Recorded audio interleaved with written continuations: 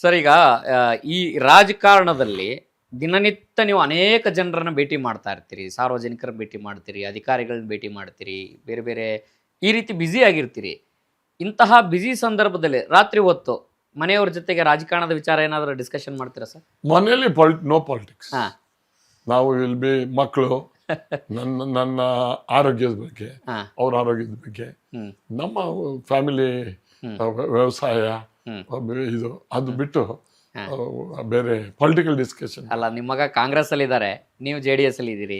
ನಾವು ರಾಜಕೀಯ ಡಿಸ್ಕಸ್ ಮಾಡೋಣ. ಹಾ ನೋ ಪಾಲಿಟಿಕ್ಸ್. ಹಾ ಈಗ ನಾನು ದೇವೇಗೌಡರ ಜೊತೆ ಇದ್ದೀನಿ, ಆದ್ರೆ ನಾನು ಶ್ರೀನಿವಾಸ್ ಪ್ರಸಾದ್ ಖರ್ಗೆ ನನ್ನ ರಾಜಕೀಯ ಗುರುಗಳು ಅಂತೀವಿ. ಹೆಸಿಟೇಟ್ ಮಾಡಲ್ಲ ನಾನು. ಹಾ ನನ್ನನ್ನು ಯಾರನ್ನ ರಾಜಕೀಯವಾಗಿ ಶಕ್ತಿ ತುಂಬಿದ್ದಾರೆ ಅವ್ರು ನೆನ್ಕೊಳ್ಬೇಕಾದ್ ನನ್ನ ಧರ್ಮ. ಹೌದು. ಇವತ್ತು ಕೊನೆಯ ನನ್ನ ಫಾಗೆಂಡ್ ಅಂದ್ರೆ ಈಗ 67 70 ಆಯ್ತು, ಇನ್ನೊಂದು ಎಲೆಕ್ಷನ್ ಮಾಡ್ಬೋದು, ಅಥವಾ ದಟ್ ಇಸ್ ಇದು.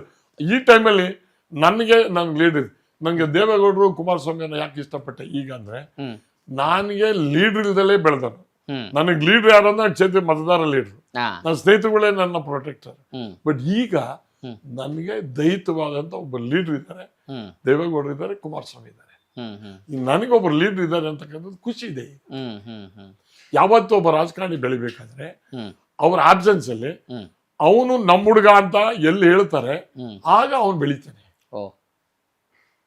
ಅಂದ್ರೆ ನಮ್ಮ ಪ್ರೊಟೆಕ್ಟರ್ ನಮ್ಮ ಮೇಲ್ಗಡೆ ನಮ್ಮ ನಾಯಕರು ಲೀಡರ್ಗಳು ಇರಬೇಕು ನಮ್ಮ ಬಗ್ಗೆ ಮಾತಾಡಕ್ಕೆ. ಈಗ ನಮ್ಮ ಲೀಡರ್ ನಾವು ಹೆಂಗ್ ಹೇಳ್ತೀವಿ, ನಮ್ಮನ್ನು ಬೆಳೆಸಿದ್ದಾರೆ ಅಂತೇಳಿ, ಅವರು ಕೂಡ ಮೇಲ್ ಮಾಡ್ತಾರೆ, ನಮ್ಮನು ಅವನು ನಮ್ಮ ಹುಡುಗ ಈಸ್ ಕೇಪಬಲ್ ಅಂತ ಮೇಲ್ ಮಾಡಿದ್ರೆ ನಮ್ಮ ಆಬ್ಸೆನ್ಸ್ ಅಲ್ಲಿ ಮಾತಾಡ್ಬೇಕು, ಆಗ ಬೆಳೆಯಕ್ ಸಾಧ್ಯ, ಇಲ್ಲ ಬೆಳೆಯಕ್ಕೆ